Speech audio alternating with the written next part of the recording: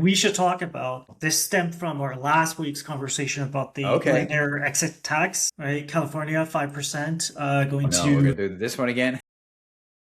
Well, We got a lot of comments last week. Yeah.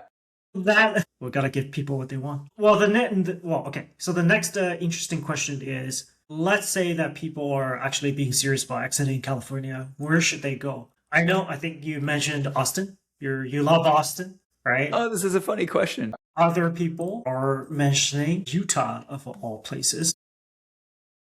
Right. Where's that tweet? Yeah, there was some whole thing about that's been in the cards for a while that people are moving to Utah. People are moving from California to Utah. Miami's obviously a big popular tech hub as well. Austin is high on the list, or even Tennessee. Yeah, all the tax-free states. I think it's really straightforward. What's your thought behind this? You're Austin. Yeah. Oh, look. So I've been very public about leaving California. I lived in California a long time. I love living in California. I love living in the Bay Area.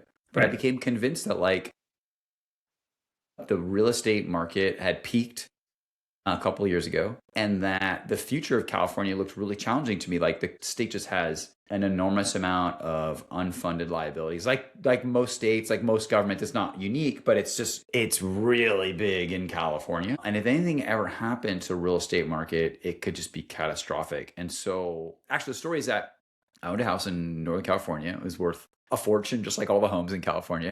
Mm-hmm.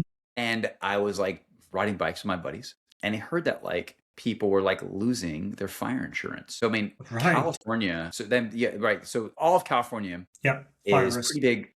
Yes, and you had that massive fire in Santa Rosa 5 years ago, where like crazy all kinds of homes burned down that were like zoned actually not in a fire zone. Massive amounts of property. All kinds of people like lost their homes. People lost their lives. It's very sad, and I know a lot of people connected to it. And like that was the turning point where the insurance companies said, hey, like this is a big problem for us. Like real estate in California is prohibitively expensive. It's crazy expensive.